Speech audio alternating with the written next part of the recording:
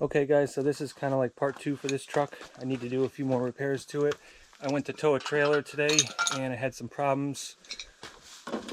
These glad hands, I think it was this one was leaking. It was actually really loose, so I happen to have a pair of vice grips on me. I tightened that up and it was almost good. It was almost not leaking, but it was still leaking just a little bit.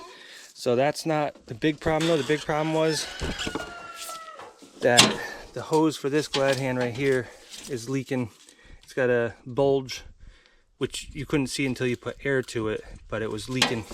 It was leaking really bad. So we tried to zip tie it just to kind of like get the trailer home, but it was just still leaking too much and I didn't want to risk it. So I'm just going to replace these hoses. I got these ones right here. I got some new glad hands. Another problem that I had was these hoses the way they are. I didn't have one of these pogo sticks on there, or a tender spring I guess you could call it, to hold them up so it doesn't touch the catwalk. So I'm going to replace these with these, which actually should keep them up without this, but I'm going to put this on too. There's a bracket up there, so I'm sure they had them at one point. The other thing I have to do is put a new clutch brake on here. This is exactly the same one that's on there right now, but it's not tight enough and it keeps falling off. So I've had it fall off and sit at the bottom of the bell housing a couple times now. So I have this fitting in there underneath the dash. It's really hard to get to. I'm gonna replace that. That was leaking. That's this one right here.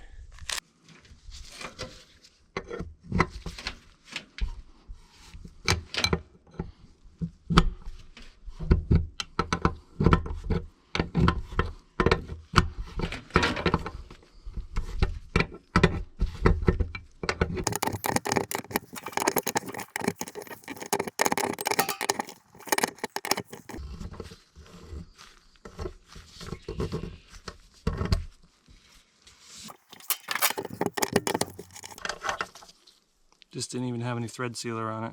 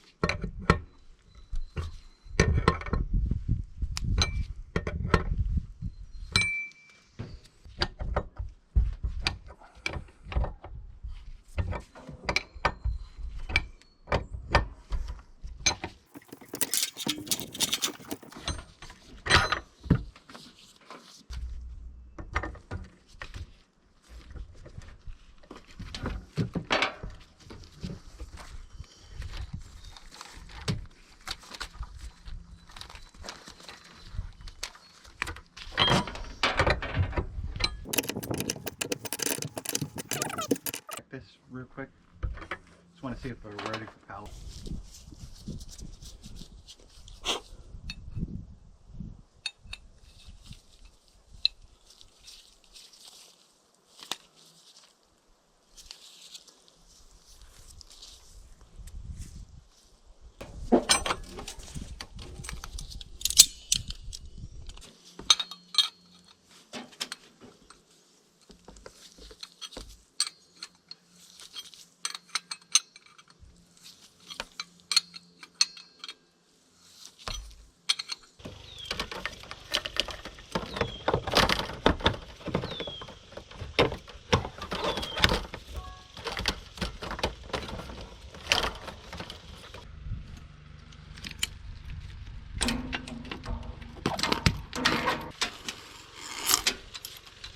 I don't really think we even need this now, but I'll just keep it on there when I hook up the trailer. I'll see if I need it or not. So underneath this dash, I have the covers ripped off, and what I have is, I actually had this problem when I first got this truck. There was a hose going in right here, and there was this little fitting here, and it was at such an angle that it would keep leaking. So I changed the angle of it. That's the green one right there. I cut it down actually because it was just too long, and then I was able to go straight in, And that really made a lot of difference. It was like 90% cured. And actually it was 100% cured for a few days, and then it kind of started leaking just a little bit. Nowhere near what it was before. So this is the old one, this is the new one. The old one doesn't have that little stub in it, like this one does. I don't think it needed it, it's just a different design. So we'll just put this one in, just slip fit.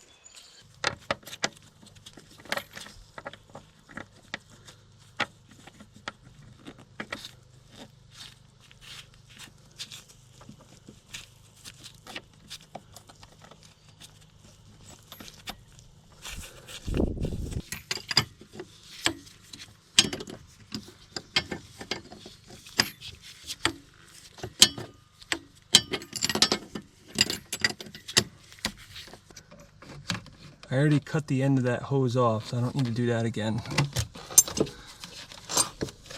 That should be all it is, right there. Okay, so you can see the clutch brake is actually right here. It's definitely not supposed to be there. It fell out when I revved it up pretty high.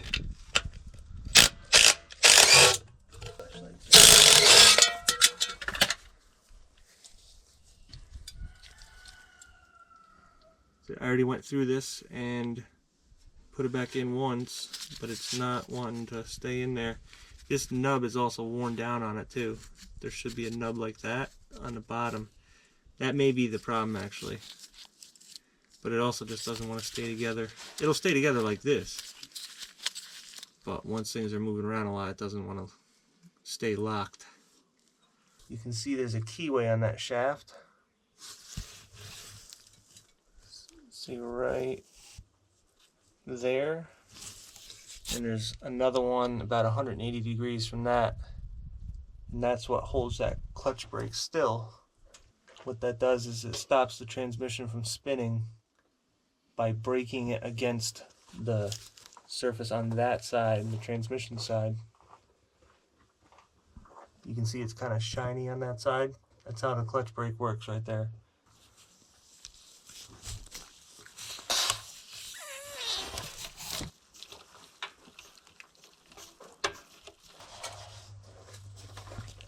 Okay, well it's hard to tell because it's already got grease on it, but it's in there.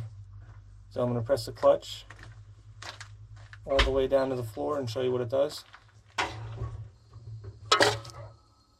See, as you press, that throw-up bearing is pressing against it, and it's putting pressure on the surface of the transmission, which is like the input shaft hub or input shaft cover. And it causes friction against that, and then those nubs stop the input shaft from spinning, and that's how you can get it in the gear from a dead stop. If you don't have that, you can put it in the gear just before you come to a stop sign. You put it in the gear that you need, and then you can just hold down the clutch and take off, which I had to do today. That's not a lot of fun, but it can be done. Really not happy about all the grease in there, but it's a big deal to clean all that stuff out.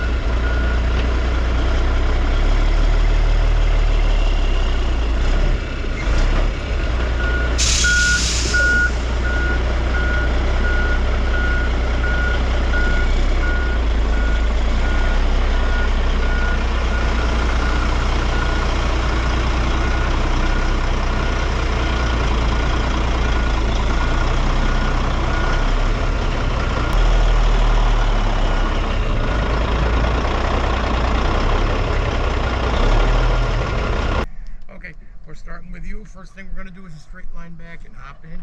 You're gonna back straight through this alleyway. Okay? You can get out one time if you want to on your way back. Or if you violate my cones on either side, I'm gonna yell to you. So I'll have one of your windows down. Okay. I'm gonna yell to you or blow my whistle. Then you'd return to the course and continue back. When the front of your truck clears those back cones that have, you see the cone that has the green things on it? Yep. You set your parking brake, hit your horn, signify you're done. If you get one free pull-up, you can get out one time. Okay.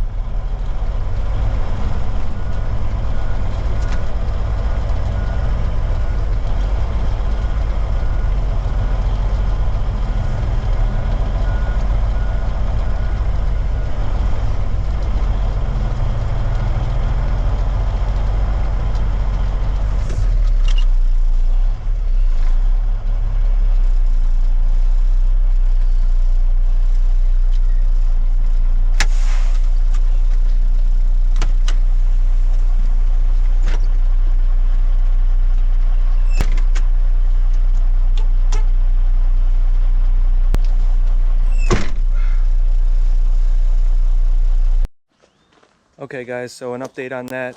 I went to go take the road test and the guy freaked out that I had a camera in there, so I could not record that. I actually had made this bracket up top here, that one right there. I was going to put the camera on top and then he couldn't say anything, but I didn't get a chance to do that, and when he said that, he wasn't even going to let me put it on the top. But it is what it is. I passed, so I'm all good to go here. I'm all good to go with no fifth wheel restrictions. So let me tell you kind of what I did real quick here. I ended up renting a trailer. It was like $50 a day. If you rent it by the week with the insurance and everything, it comes out to about $50 a day. And I had rented it for actually a few weeks, because what happened is on Monday I failed the test for the parallel parking because I never practiced any of the skills test, which is the parallel parking, it's the offset backing, and it's the straight line backing. So the straight line backing, I aced that on the first test. The offset backing, I got that too. I had to use one pull-up for that, and then I came to the parallel parking and I failed that. It was actually in the box by a few inches, but the guy said it wasn't. I even took pictures, and I know it was in the box, but I couldn't argue with him. There was no arguing with him. So I ended up taking it again on Thursday, which was yesterday. So it was only 3 days later, and I passed everything. So one thing that helped me, like you guys saw at the beginning, I had set up those spackle buckets in the field, and I spaced them out 12 feet apart. And then for the length, you do the length of the vehicle with the trailer plus 15 feet. That's what they give you at the DMV.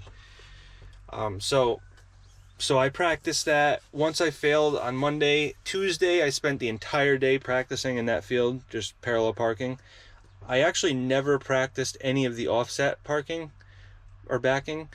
I just kind of winged that, and it probably would have been better if I had practiced, because then I wouldn't had to use a pull-up, but I used a pull-up. They allow you 2 pull-ups for free and 2 get out and looks for free on the offset and the parallel parking. On the straight backing, you only get 1 pull-up and 1 get out and look.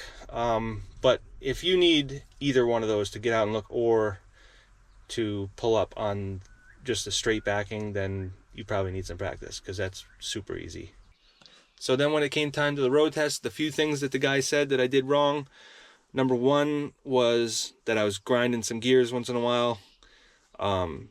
I'm pretty good with transmissions, but this is a Rockwell Meritor, and it's definitely a lot more finicky than a lot of other Eaton Fullers.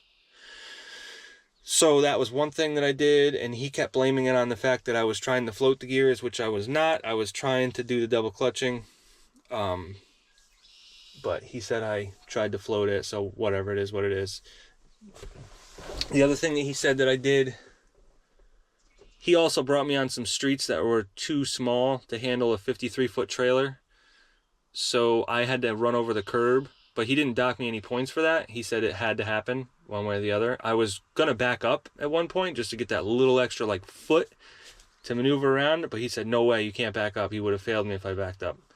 So that was kind of weird, because like I had to run over the curb both times, but afterwards he said you did what you had to do. So the other thing he marked me for is when I was going on the highway, I was on the on-ramp and I wasn't going fast enough, I guess. Main thing that he got me for, he docked me a bunch of points for, was that I was holding my hand on the shifter for too long. When you're going, I start this truck out in second gear most of the time. And so when you're going from second to fifth, it's just like one to the next, second, third, fourth, fifth, right in a row. You just let it get into gear for 1 second and go right to the next one. And supposedly you're supposed to take your hand off of the shifter and put it back on the steering wheel each time, which I thought was absolutely ridiculous, but I wasn't going to argue with him. I was trying to be as nice as I can. I was trying so hard to keep my hands on the wheels, but he kept saying that, I don't know how many points he docked me for, but it was probably quite a few, because I definitely was not bringing my hand back every time I switched a gear. You know, it was kind of nice to figure out that I can rent those 53-foot trailers for $50 a day. If I want to rent one for just 1 day to go get insulated concrete forms, it's $50. So that's crazy good. So I'm definitely gonna go get some loads of insulated concrete forms, and I'm not gonna bother buying a dry van because the amount that it costs per year to register those is ridiculous. So it's much better to just rent it. So right now, just to give you an update, I am looking for a lowboy. I've looked at quite a few of them, but they all need way too much work. The ones I looked at need to be completely rebuilt. It wasn't worth doing.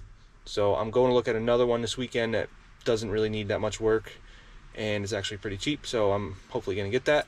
Half of the reason that I bought this truck was just to kind of take my CDL on. Most of the CDL schools, they want $3,500 and they want a minimum of 28 hours. And the scheduling is really crazy. It's like a month or two out. So I was like, well, for $3,500, I can buy a truck, and I'm pretty much putting $3,500 towards the truck for free, because otherwise I'd have to go to the school for it. So you guys remember I bought this for $6 grand, so I already have over half of that paid for just from not having to go to the school. So that's kind of the way I looked at it, and now I have $2,500 that I paid for this truck, really. So on top of that, I did it on my own schedule with my own truck. And yes, I paid some money for the trailer too, so that's got to be minused out of it, but still, it's still a good deal either way. I don't know if I showed you guys before, but this frame is immaculate on here. Like, there's a little bit of rust on the fifth wheel plate right here on the brackets for it, but other than that, the actual frame just has mud on it. It's completely painted. It barely has any rust on it. That's really nice.